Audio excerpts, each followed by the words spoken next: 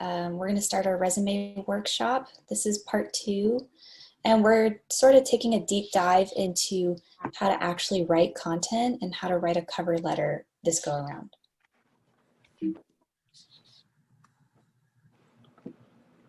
So I'm just going to show you quickly the resume that we went over briefly last week. If you missed that workshop, we're going to post it on YouTube really soon. So as we mentioned last week, a resume is just a brief one-page document that emphasizes your skills. You use it when you're applying for jobs. It's no longer than a page, and it focuses primarily on your work experiences, your internship experiences, etc. So now that you've seen a sample resume, I'll show you a sample CV. You'll notice that the format looks pretty similar compared to a resume, but on closer inspection, you'll see that some of the details are a little different. Similarly to the resume, the CV encapsulates all of your experience. However, instead of focusing on work and internships, while those can be a part of your CV, the CV is more academically focused. So you are highlighting your academic achievements.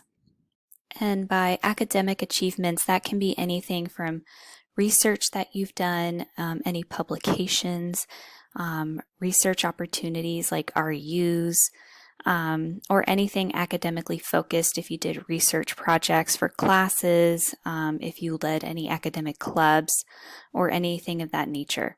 CVs are typically used when you're applying for a graduate program or to become a teacher or professor, or anything that's academically focused.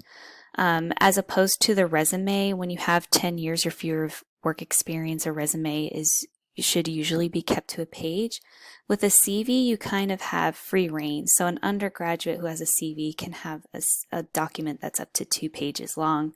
And it always begins with the education section. You always want to list that first.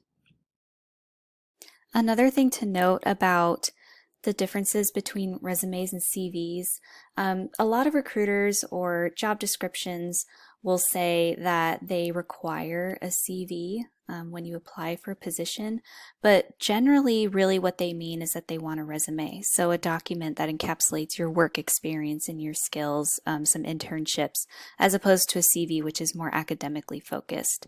If you apply for an academic position, they're going to be asking for a CV.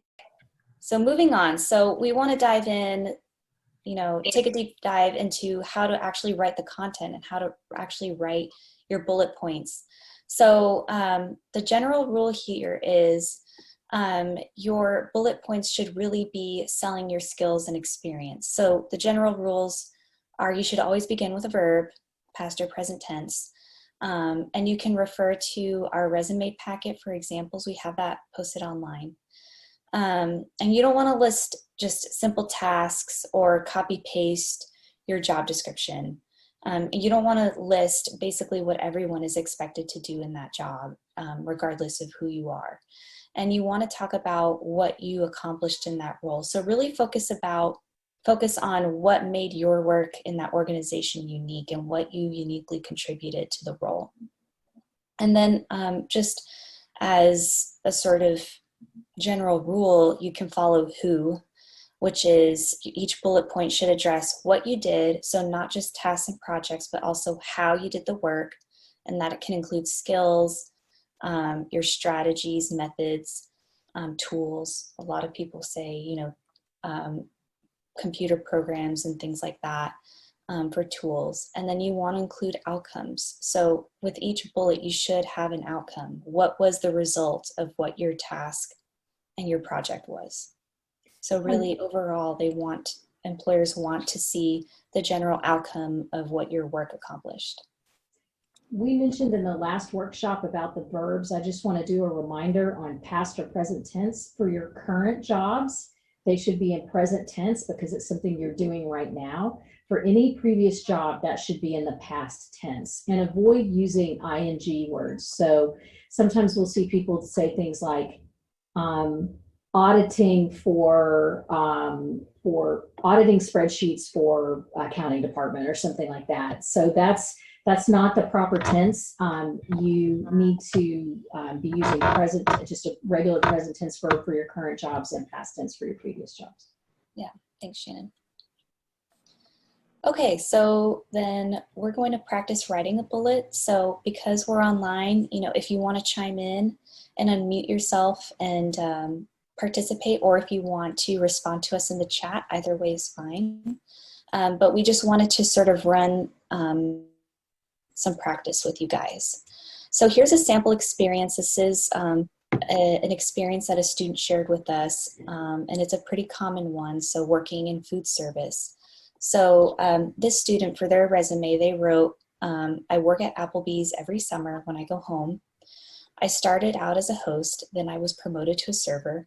The manager asked me to start training new servers. I was an employee of the month twice. Once I led a safety training for all of the servers. So again, think about who, so what was the work or what were the tasks, what did you do? H, how did you do it? And then outcome, O, what was the result? So if you want to think about, skills that this person was using or developing, any outcomes that are here, you guys are welcome to chime in or think about it really quick. One that stands out to me is Employee of the Month. That's a pretty impressive achievement that not everyone gets. So you could say something like awarded or recognized as Employee of the Month.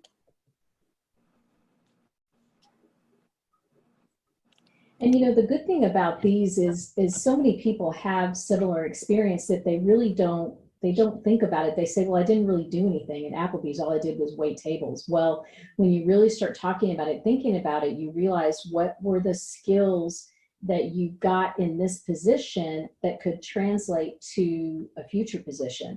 So you may think of it as just waiting tables, but well, if you trained other servers, you may be in a position where you could train people in a new position. Or if you were promoted, then that shows that you took responsibility and things like that. So sometimes it takes a deep dive to really figure out what are the transferable skills that you gained at a position, but those are what you need to focus on in your bullets. So I'll just show you guys a couple examples of how we transferred this. Demonstrated excellent customer service in a fast-paced environment. As Shannon mentioned, food service, it seems straightforward, but it's not easy. It's pretty quick. You have to think on your feet. You have to multitask. So that's a great way of saying all of those things. Promoted from host to server after 3 months. So, giving metrics or numbers to sell your outcomes really helps, I guess, paint a clearer picture. So if you were promoted to a better position, or I should say a higher position after a short amount of time, that's something that you can brag about. Trained 8 new servers on policies, procedures, and customer service. Another one is presented safety training course to servers and kitchen staff. And then awarded Employee of the Month in July 2017 and May 2018. So that's sort of how you can break up, a pretty straightforward, seemingly simple work opportunity to really express how you were able to deliver results and perform well in a job. So one thing you won't see in these and what we don't recommend is responsible for or served as. And served as is kind of hard because sometimes you really have to use that, but we don't like to say responsible for training 8 new servers on policies. We like to say trained 8 new servers on policies, because then you've got these really strong bullets all as at the beginning of each sentence, or these strong verbs at the beginning of each sentence, that with someone skimming your resume, they say demonstrated, promoted, trained, presented, awarded. They've got these really good examples of the impact that you made while you were at that job. So that's what we mean when we say a strong verb. We don't really want things like responsible for this, or served as, served as trainer for 8 new employees. We want something really strong there that will catch the recruiter's eye. One technique I've used is, you know, asking a friend to read over my resume, and write my descriptions as if I'm explaining it to my friend or my roommate what I did over the summer. So if I were to write, you know, collaborated with team members to host an event, you know, my friend wouldn't know what I'm talking about when I say I collaborated with people. Does that mean I had meetings? Does it mean I told them, you know, I gave them assignments? Does it mean I checked in with them? Collaborated, helped, assisted. Those are all good verbs, but they're not very descriptive. So if you can be more specific about what it was that you did in a job, as if you're trying to explain it to a friend or your mom or something, that's sort of a way to kind of describe what you did. If you can sort of think a bit about it, like write it out as if you're having a conversation with someone. And then that way, from there, you can kind of whittle it down into just bullet points, if that makes sense. Okay, so from there, you've probably heard that we've told students not to use the spray and pray approach, which is you're applying to multiple jobs or multiple internships and you're using the same resume for everybody. So you're spraying your resume everywhere and then praying that someone will be interested and give you a call back. So what tailoring your resume does, it just means that you're customizing your resume to the job description that you're applying for, to really prove to the employer that you're a good match. And if you can show that you're a good match for a position, you're way more likely to get a call. So for tailoring your resume, just think about, you know, you don't want to give the same resume to everyone. And a lot of the time, recruiters can tell that you haven't really taken the time to at least just change a couple of details to show that you're a good fit for a position. So just tailoring and giving your resume some TLC is really helpful. You don't have to, you know, predict what the employer is going to find attractive. They've already told you what they're looking for. So always look at the job description and just let the job description tell you what to put there. Scan for keywords and skills. You know, what do they mention time and time again throughout the description? Do they mention, you know, certain skills, certain softwares? If those are ever mentioned more than once, it has to be on your resume. And any skills that you list on your resume, you have to substantiate them in some way. So if you say that you're a team player, your resume throughout, you know, if you list that you're a team player in your summary, then somewhere throughout your resume, you have to talk about how you led a team, how you worked with others, how you collaborated, and how exactly it was that you did that. So again, all going back to who, what did you do, how did you accomplish it, and what was the outcome? One of the things that we see, especially with graduate students that have a lot of technical skills, is that they'll list all their skills out. So R, Python, pen testing, you know, just different things like that, Tableau. And while it's good to call those out, everybody seems to think that just having that keyword on your resume makes it makes an applicant tracking system or whatever, you know, catch it and they'll see the keywords. But what's even more important than that is to use that. It's like saying use it in a sentence. Okay, use Tableau in one of your bullets. Created Tableau dashboard for marketing team or something like that, where you demonstrate the skill, because recruiters, human recruiters and applicant, oh gosh, we lost Gabby again. Okay, human recruiters and applicant tracking systems both are really sophisticated. To obviously humans are sophisticated, but the applicant tracking systems are sophisticated too, to the point that they're looking for these keywords in context. So just saying the name of a skill isn't quite enough. You need to show how you demonstrated that skill. And then in addition to that, if you're looking at things that are a little softer skills like customer service or critical thinking or something like that, it's a lot better to demonstrate it in one of your bullet points than just leave it hanging in a list of all of your different skills. So, Christina, I can keep going if Gabby isn't able to join back in. So we want to show you a sample job description and maybe talk about some ways that we would recommend that you approach trying to tailor your resume, and what were some of the things that you could talk about to match up with a job description.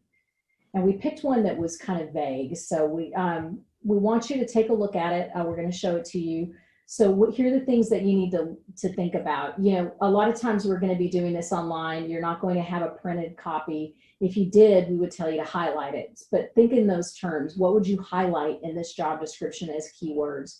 So be looking, what are the requirements for the position? What kind of skills are they looking for? And how could you demonstrate that you have those skills? And not just in terms of putting it in a list of skills, but how can you demonstrate that you have that and prove that you possess each skill? So, okay, so this is a program, or this is a position at Fidelity Investments. It's called the Emerging Leader Program, and it's for liberal arts students, and it's a rotational program. Okay, am I out too, or am I still in? It says I was signed out. Okay, I gotta cancel. Okay, am I still on? Yeah, okay, all right, I'm gonna keep going. Sorry for the technical things, guys. I think Gabby, are you back? Yeah, I'm back. Okay, all right, I'm gonna let you take over then. Okay. Sorry about that. My Tag team. of course, today, right now, is when my internet goes out. Okay, so we were just going to review this sample job description. Is that where you left off, Shannon? Yes.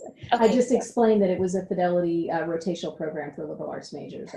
Perfect. Okay, so we wanted to show you just a good example of a really great job opportunity that you've probably heard about, but the job description is kind of vague. So it's easy to tailor your resume toward a job description that's saying, like, we want you to know Microsoft Excel and you need to be certified in C++.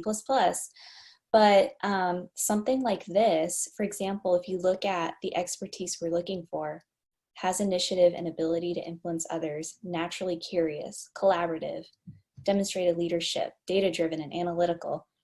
You know, you kind of have to read between the lines. So when you see any keywords like this, try to think about what skill are they actually looking for? How do you demonstrate initiative? How do you show that you're curious? A lot of job opportunities will say things like, you know, team player or passionate. So really you kind of have to read between the lines and determine, you know, what are they looking for? And then how can I actually demonstrate that I have what they're looking for? So the requirements, these are sort of, the word's escaping me here, but this is how they screen for candidates. So these are their non-negotiables. You have to meet all of the requirements.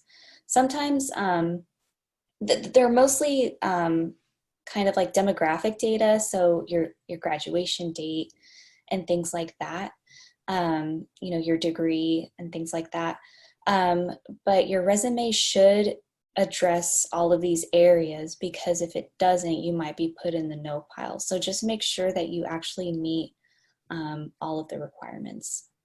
And depending on the job description, it might not be called requirements. This one happens to say it right out front, but other ones won't. Sometimes you'll think that something is more of a qualification, and then they'll be really explicit and they might say you have to know C++, and they'll put it in parentheses like required as opposed to like preferred. So those are kind of indicators, a good way to do that too. And the only thing that there's any real wiggle room sometimes is the degree. So, you know, unless it's a computer, unless it's a tech position or an accounting position that says that you have to have a degree in something specific, you know, sometimes you can make the case, you know, and, you know, go ahead and just take a shot, you know, unless it says you have to have a graduate degree and you only have an undergraduate degree. But sometimes there might be a little bit of wiggle room on the degree. They might be willing to look at other degrees than what they've specifically listed. Okay, and then qualifications. As I mentioned, you know, these can be vague or they can be very specific. But the qualifications section, the things that they're asking for, you know, think of it as a wish list. So you don't have to hit every skill that they're asking for, but if you can hit more of them, that's even better, and that will put you into a maybe pile. So think of it as a wish list. In general, we recommend that if you meet 75 to 80% of the requirements or qualifications, you should go ahead and give it a shot and apply. So again, as I mentioned earlier, read closely and try to, do a little bit of decoding. So, what skills are they really asking for when they say initiative, curious, can-do attitude? So I'll throw it back to you guys. What are some ways that, you think that you could demonstrate initiative from your own experience? Some people might say, I was in the Alexander Hamilton Society and we were trying to drive our membership, and I was the one who said, Shannon. I have my Hamilton cup, so. I was the one who came up with a contest, or I was the one who came up with an event on the mall where we could, meet more people and convince them to join. So just think back on, your experiences, and they don't have to be purely work experiences. You can talk about, volunteer work. You can talk about your coursework and things like that. Yes, and to Leah, if you'd like to ask your question, go right ahead. Hi, thank you so much. Sorry, the part that I didn't understand is that when we are writing about the skills we have, we should write it in the first part of the resume. But how we can, you mean in qualification, we have to go in detail about the skills we have or how we can demonstrate them, and also what is the difference between qualification and the skills we put in the first part of this resume? So qualifications is in the job description. So what we're talking about now is the job that the company has posted. So we're trying to show you that, each job that you're going to be applying to is going to have a list of qualifications, and then you're going to use your resume to demonstrate that you have those qualifications. So you don't have a section called qualifications. You have your section with your experience and your different jobs you've had and a list of the skills you've had. But the employer is going to ask for certain qualifications in the job itself. Okay. Yeah. So what we recommend that you do is that you can have a section on your resume for skills that has, and actually, Gabby, do you want to go back to the sample real quick and we can kind of point out how that would work? You can have a section that lists your skills. So there it goes. So can you see on this one, it's a little blurry, but can you see the skills section? So yes. We've listed, but then in addition, then what we would want you to do is make sure that your experience section addresses the qualifications that the employer is looking for using those skills that you've already listed. So you not only want to list them in their just individually, like this one has team leadership, you want to talk in your experience section about how you led a team. Okay. Yeah. Thank you so much. Sure, Thank you. Sure. Of course. You guys, anytime you have a question, you guys can jump on in because we want to be interactive. Thank you. Does anybody have an idea of what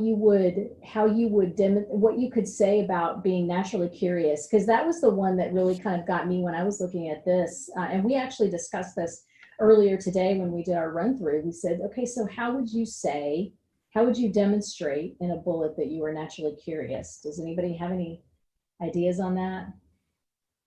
It's kind of a tough one. We can say now, when we can explain about the time that we find a solution via doing some research or something like that. That's a great idea. That's kind of what we ended up on. Solved a problem.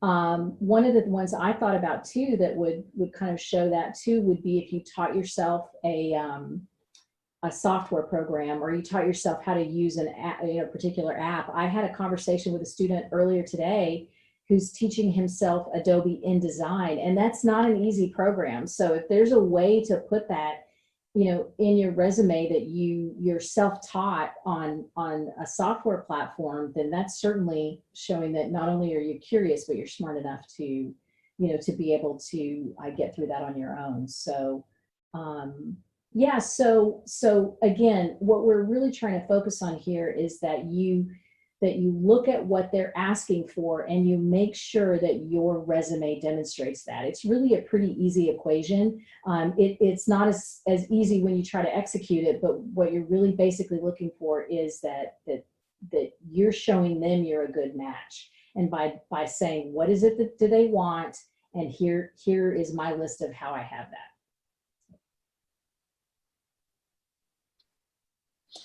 Okay, so as Shannon mentioned, just pop in with your questions. We're going to go ahead and transition to the cover letter. So, a lot of people ask, what is a cover letter? A cover letter is really just expanding upon what's on your resume.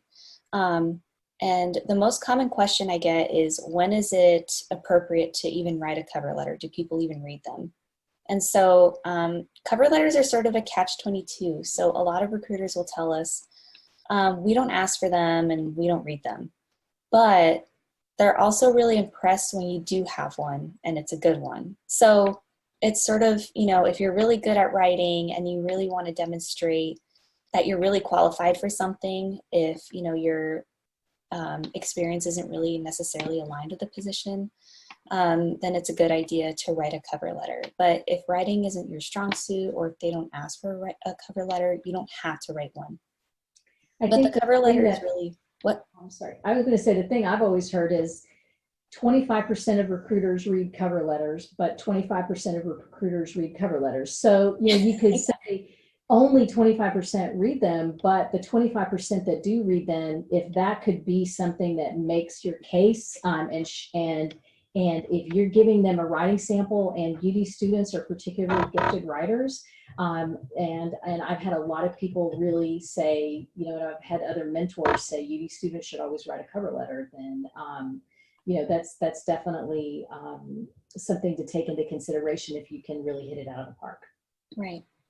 And we've had students struggle with, writing a description of their task, how they completed the task and their outcome, and write it in just one bullet in one line. So if you're the student that struggles with that, then a cover letter is the perfect thing for you, because you can actually describe a project in more detail and actually give more detail about what your outcomes were and how you achieved them.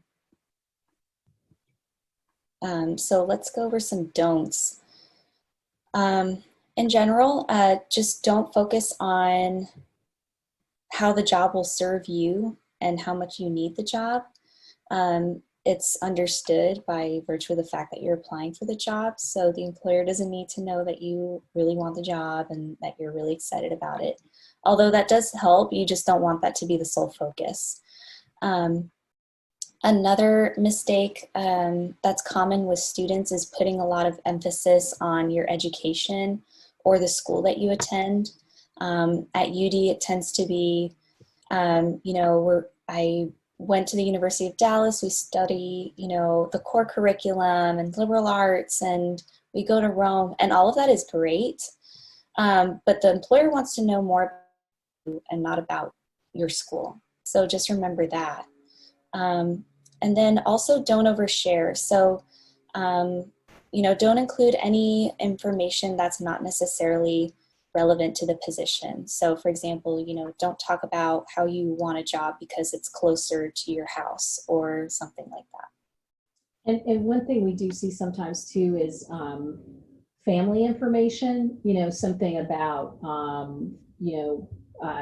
whether it's your marital status or if you have kids, or, every once in a while we'll see someone say that they're one of 10 brothers and sisters. And, it depends on what you're trying to go to with that information. It's just not necessarily pertinent to a skill that you're bringing to the job. And so it's not meant to give your life story.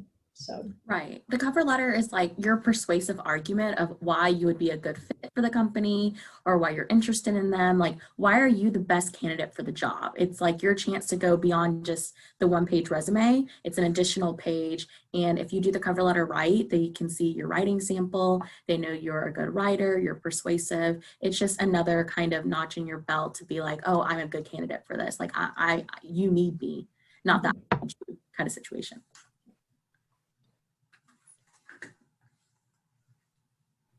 Okay, so a cover letter has generally 4 parts. There's the heading, the salutation, the body, and a signature. And as you can see, if you're just looking at it in general, it looks like a very formal letter. And we'll go through each part right now.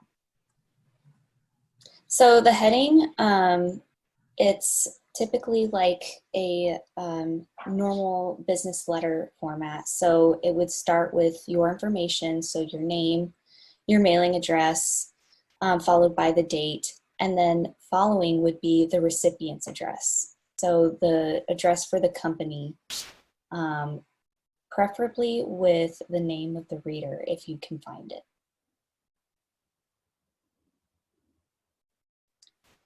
So for the salutation, I mentioned if you know the name of the reader. So you can always start off a letter with "Dear Hiring Manager" or "Dear Hiring Team." We generally encourage people not to say "to whom it may concern," just because it's kind of vague and sort of, I don't know, stale. So "Dear Hiring Manager" is fine.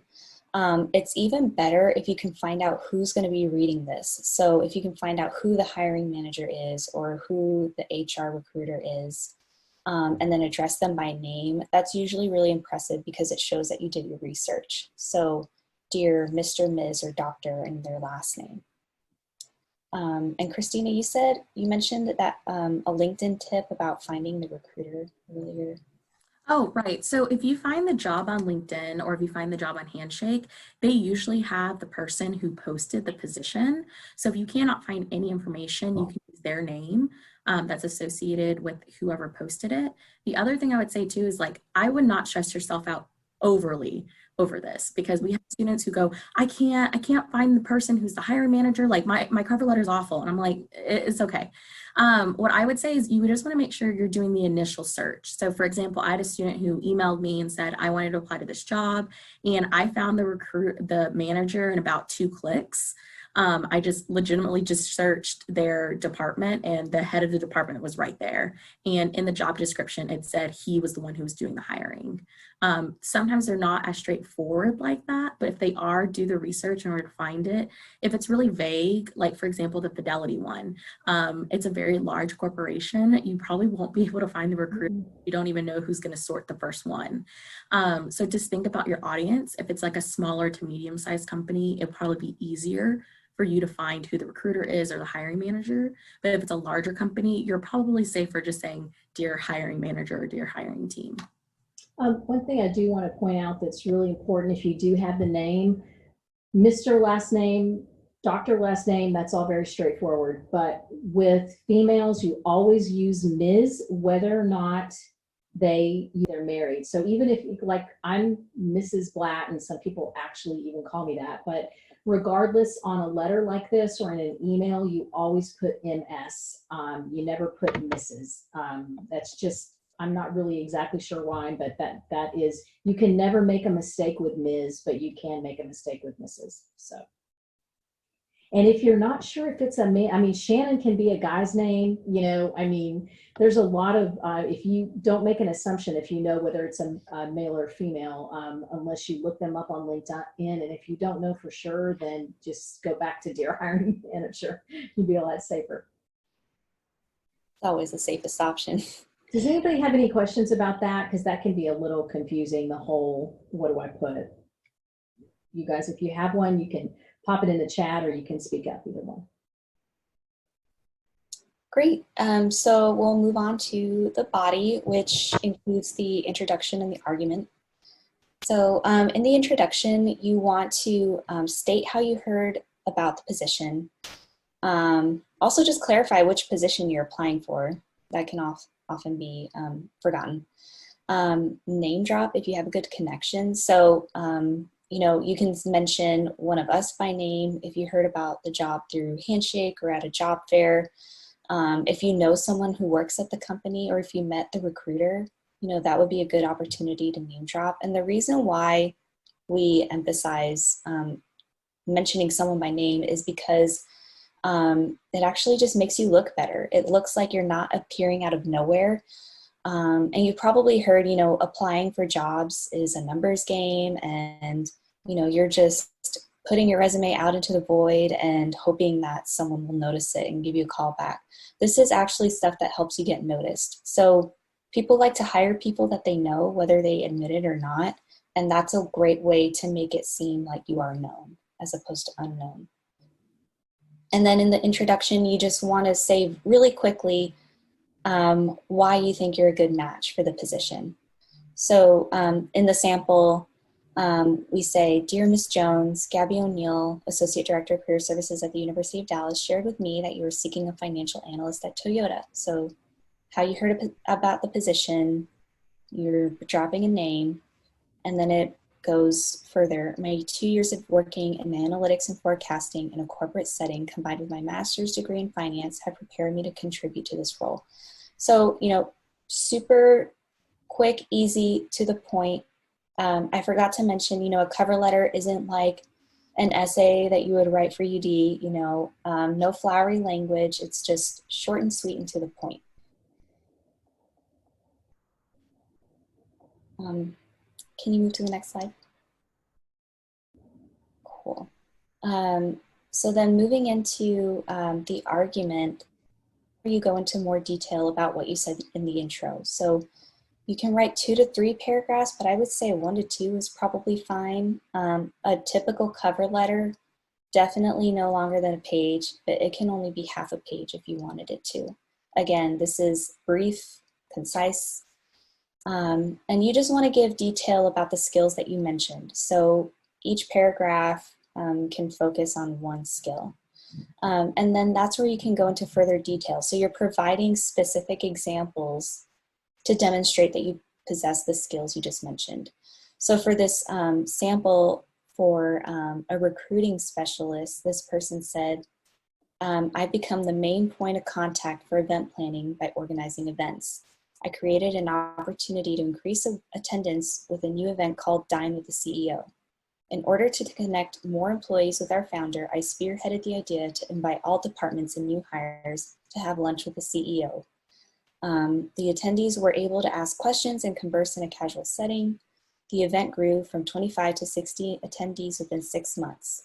Because of my efforts, we increased employee attendance by 25% over the last year." And you could never get that all in a bullet. I mean, you might be able to hit the high points in the bullet, but resumes are made to be skimmed. And so this is your chance to really provide some context to some of, it's not supposed to rehash your bullets, but you can dig a little bit deeper on some of your best bullets. Pick your best ones and drill down a little bit further in the cover letter. Yeah. So you just want to make sure that you're not, like Shannon said, repeating just verbatim what's on the resume. This is your chance to give more detail and to actually tell it like a story. Again, like I mentioned earlier, how would you tell your friend that you accomplished an increase in attendance by 25%? You can tell them from beginning to end how you were able to accomplish that in a cover letter. Sometimes we see with our UD students, especially the undergrads, a little bit of hesitancy on kind of bragging about themselves. And I think it's important that we note here that this may feel a little strange to be saying because of my efforts, because you may be thinking, well, it was a team effort, or I don't want to say that and then think that I'm trying to brag or something like that. It's perfectly okay to sell yourself in a cover letter and in your resume. That's what your goal is to try to show them that you're the best fit. And so, the language that's in here is very straightforward. It's nothing that throws anybody else under the bus or anything else. It says that because of my efforts, attendance increased, and that's perfectly fine. And so don't hesitate to use language that shows what your contribution was, and don't hedge about the great work that you did. Feel confident about including information like that. All right, and then the closing, just like you would write a closing for a paper, there's a closing for a letter. So, just conclude really quickly with the skills that you mentioned before that make you qualified for the position. And then you sort of want to close the deal. So, request an interview and let them know when you're available to interview, and provide contact information. So in this example, we said, my academic and professional experience in HR, training and onboarding combined with a strong desire to meaningfully contribute at PepsiCo make me a strong candidate for the position of training specialist. I hope to discuss my qualifications with you in an interview. I can be reached at, there's your phone number and your email, and then thank you for your time and consideration. It's super simple, just reminding them like, this is why I'm qualified, this is why I'm applying, and you can reach me here. And then of course, thank the person for reading. It's tying it up in a bow. You're just tying it up in a bow at the end. Yeah. Okay, and then I get this question a lot too. So what if someone, a recruiter said, don't apply online, go ahead and email me your resume. And you still want to sort of explain why you're interested and qualified for the position. So you would just eliminate the heading and then go ahead and just put the text of what you wanted to put in your cover letter in the actual email itself. And then of course, address the person that you're emailing instead of the hiring manager, whoever it was that you were initially planning to write the letter to. Cover letters can look kind of long in email. So I would say shorten it to one paragraph if you can, and maybe discuss just one or two skills at most, and try to shorten the content even more if you can. And then of course, don't forget to attach your resume. So we've been hearing a lot, attach your resume as a PDF, and that way the format doesn't get all jumbled up when you're emailing it to different people. But you can email it as a Word document too. It just depends really. I would say that PDF is safer, especially if someone asked you to send over a resume. The only reason that a lot of people say send it as Word is because an ATS can read it easier, but because you're emailing it to someone, I don't think you'd have to worry so much about the ATS system. But Shannon and Christina may have different opinions. Yeah, and the ATS is the applicant tracking system, and that's the AI that everybody always talks about, like we mentioned earlier. So just if you're submitting your resume and cover letter into some kind of system, just follow whatever their instructions are. In an email, I think a PDF, I agree with Gabby, a PDF is it for your resume is best. But some people want to attach a cover letter and a resume to an email, and that's not necessary unless they've asked you specifically for a resume and a cover letter. And in that situation, maybe they should be in one document together anyway, so that they don't get kind of unattached from each other. I think that that really having the skill to get a cover email down really well is as important as a cover letter, because I think you'll have a lot of opportunities for people to say, oh, send on over your resume, or you maybe talked with a classmate who's one of their parents has, a job opening, or, something like that. You'll have a lot of opportunities to send your resume to people by email. Maybe you're working with an alum or something like that. And so having kind of a go-to couple of paragraphs that you can put on an email that sort of condense your experience and your skills is something to have sort of ready to go and waiting. So. No, I completely agree. And the reason I would say you want to send your PDF and why you want to send your resume as a PDF in your email is because people have different versions of Word, and also people work in different processing systems. So, most people work on a PC, but some people have Apple. So having that kind of difference will affect your resume. So just sending it as a PDF, especially if they ask for it via email, is fine. Like Shannon said, whatever's in the ATS system, just follow that. And then what I would say too about the email, I definitely agree. You're going to be sending out eventually you're going to be emailing a lot of people and connecting, and having and finding your email etiquette is really important.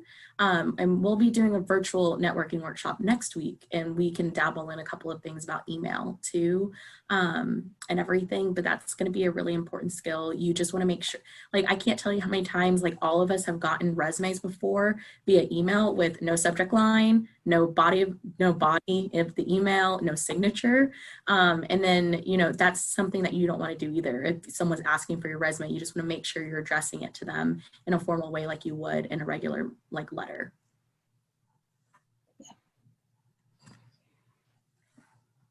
Okay, so did we have any lingering questions, concerns, or comments? Does anybody want to go over the bullets again? Yes, please, go ahead, Talea. Sorry, I have another question. Recently, I saw in the company's website, they have a special page for documentation, and they ask for any qualifications, cover letter, resume, transcription, everything. So my question in this case is that should we upload all these documents, or just resume is enough, or if we have much more documents, we have better chance? Or you know, the more information that you can give, the better, because if you can just imagine the recruiter, and bye James, if you can imagine the recruiter looking at different applicants and having one person's application that just had their resume, but another person's that had a resume and a cover letter and their transcripts, and then copies of their Amazon Cloud Services certification or something like that, and they had other documentation, you can see they probably have an advantage if they included more of the documentation. So, you know, we always say if they ask or offer for a cover letter, you should do it. And then if you can get copies of your unofficial copies of your transcript from the registrar, right, guys? Yeah, you can get your unofficial transcript on Banner. Yeah, you can download it. Yeah, you'll be able to download it on Banner. If you need an official transcript, you would have to go to the registrar's office. Right. So for something like and you know, again, we keep talking about applicant tracking system. All that really is whatever they use for you to apply for the job. So each company has a different version of it, but it's whatever they have you do to apply for the job is part of their applicant tracking system. So whatever their application process is, just follow what they say, use their recommendations for whether they want a Word document or a PDF, and you know, use every chance that you have. If they say you may upload a cover letter, you should probably upload a cover letter.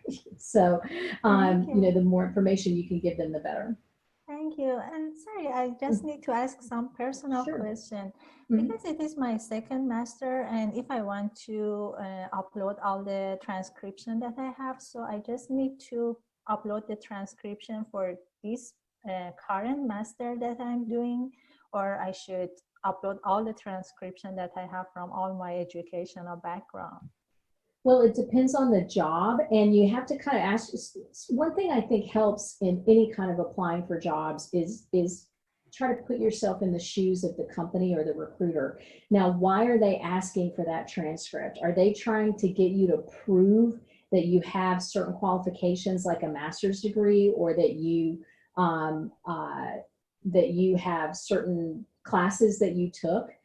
So if the job requires classes or a degree from your previous master's, then you would need to go ahead and include the transcripts from that too. Now, if the job requires what you're currently learning in your current program, you could probably just do the transcripts from the program you're doing right now. It really depends on what the qualifications for the job are. Would you guys, Gabby and Christina, agree with that? I would. And I would say too is, if you have multiple degrees, you're obviously going to put that on your resume. So either putting whatever, if you add a transcript to your documents, I would just go with the most relevant degree towards what they're looking for. Or if they specify if they want the current one, or if they want anything that you've already graduated from too. Right. Thank you so much. Sure. And I'm so sorry. I have the last No, I'm question. glad. Go ahead. Okay. Sorry. And is it okay that we apply for more than one job position in any website? I mean, just in So website we apply. Are you talking like per company? Yeah, for the same company, if we find we could be matched for 2 or 3 job positions, or one of them is for internship or one of them is for full-time job. So is that okay? We apply for several job position and is not somehow funny from the recruiter point of view? So I'll tell you my answer when I used to do recruiting. A Yeah. person who would apply to every single job that they had an opening for did not bode well in HR, just because you're submitting the same application and all the jobs vary. So even though they were kind of similar, so I worked at an architecture firm. So obviously the jobs are all similar, but they're all in different kind of industries and retail. And having one person who just applies to everything doesn't look as great. It's kind of what Gabby had said. It's kind of like the spray and pray approach. You're just putting out an application, applying to everything, hoping that one of them will stick. What I would say to that is I would pick 1 or 2 jobs that you think you're the most fitted for. So ones that you are like 80, 85, 90% fit, and pick the 2 that you would love to do the most and apply to those. I will tell you, it kind of depends on the company. So like Southwest Airlines has told us, apply to everything. They love seeing every single application to everything that you fit. Whereas if we talk to like a JP Morgan or like a Fidelity, they're really kind of like, pick the 1 or 2 that you think you're the most fitted for, and then that will get you further along than applying 10 jobs there. Right. Thank you so much. You're welcome. I have a question. Sure, go ahead. When we mention the skills in a resume, is it necessary to put up the proficiency level with every skill? Like if I'm a beginner or an expert or an intermediate? So What I would say, I mean, you don't have to necessarily. Usually on a standard resume, the only one I would say is like Excel. If you know advanced Excel, just because that's something that most companies would want, you can say that. But I would say if you're like a beginner level on certain things, you don't really need to say that you're a beginner level. That's just my opinion, but Shannon. I do think it depends on if you're talking about your hard skills, like I said, Tableau or Python. What we'll see sometimes people say proficient in Python or proficient in Tableau, because you're kind of walking a little bit of a fine line on you don't want to oversell, but you also don't want to undersell. So we don't really recommend saying beginner, but we recommend saying something like proficient in. But then if you're really an expert in something, then I would want to call that out, and I would want to say expert. You could put Python and in the parentheses put expert. And then that's what I've been seeing. And Gabby, have you seen that too on some of the graduate resumes where they'll put proficient or expert on their technical skills? I have, yes. Yeah. And usually I just recommend only listing the advanced ones, Right. simply because if they require, skills in something, I think they prefer someone who's more advanced anyway. And also you wouldn't want to take away focus from the stuff you're really good at with the stuff that you're sort of good at, if that makes sense. yep, that sounds good. We did just have a question and ask if we could go back over to the bullet points. So can we go to the paragraph where we talked about Applebee's? So this is, I know we only gave the one example, and I don't want to, I know we've already gone over it once, but what we really wanted to try to communicate on this was that when you're thinking about what you did and you're trying to kind of figure out what to put in your bullets, you need to be thinking about what are the skills that this job you're applying for might benefit from. So for instance, if you were a server, like we talked about, you may just think, oh, well, I cleaned up after tables and I cashed the checks and I did things like that. So think about if you were a server, but now you're applying for an internship at a company where you're going to be doing sales, what are the things that you did as a server that could apply to this job as sales? So like you'll notice on the bullet I put on the next one, the very first thing I put was customer service. So demonstrated excellent customer service in a fast-paced environment. So, and that's my favorite phrase to use for servers. So I use it all the time. So because that's exactly what it is. You're multitasking and everything else. So what we did with that was we took something that was specific to being a server and we sort of translated it into something that worked for this customer service job. And so the other one I like on this is trained 8 new servers. You know, that Fidelity job asked for leadership skills. Okay, so here's a great example of you demonstrating leadership, is that you trained 8 new servers on the policies and customer service. So, you know, what we're taking is the skills that you had and the things that you did at the job and translating them into what this current job you're applying for is asking for. And again, we like to throw in the presented training safety course. So, you know, we see a lot of jobs that say you must have, you know, strong communication skills. So if you presented a safety training course, you obviously have communication skills, you know, and something you might have a section on your class projects. And maybe one of the class projects bullets said that you presented your group's findings to the class and the faculty members, or you presented the group's findings to a panel or something like that. So again, you're looking at what your experience was and you're picking out the things that are skills that you took with you. Because that's really what you're doing in these jobs, is you're gaining skills, even if they're part-time jobs, even if they're on-campus work study and you're wiping down the machines in the athletic center, you're still gaining skills. And so how can you think about what you did in terms of the skills you gained and not just in terms of the tasks that you completed? So that's really what that WHO means, is that you think of what you did in terms of the skills that you gained and not just of, I wiped down the machines, I checked people in, I swiped cards, you know, I closed, you know, I locked the doors at night, you know, things like that. How can you take that and move that into demonstrating the tangible skills that you got from that experience? Does that make sense, Cole? It's kind of like what Shannon said. You just don't want to have a task list. Like, here are the things. Yeah, here are the things, all the things I did. It's like, what are the most important ones and what are the biggest like accomplishments that you can give to demonstrate the things? Because your resume, you kind of have to spell it out and make the connections for them. Yeah. So that they know that you're a good fit. And I know that you're like, wow, I have to tailor every single one of my resumes. I will tell you, you get a way better response rate. Yeah.